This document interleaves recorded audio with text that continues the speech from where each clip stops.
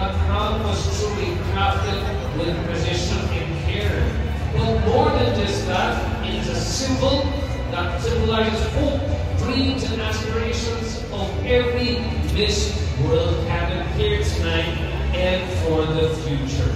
And to let all of our friends here know that this evening, this Oro China jewelry crown for Miss World Philippines is aptly called the Rays of Hope. It is a masterpiece that embodies elegance and symbolism. Designed and handcrafted by talented Filipino jewel artisans. This crown depicts rays of light, signifying hope and a new beginning. The crown is encrusted with almost 400 loose sapphires and nearly 300 freshwater pearls.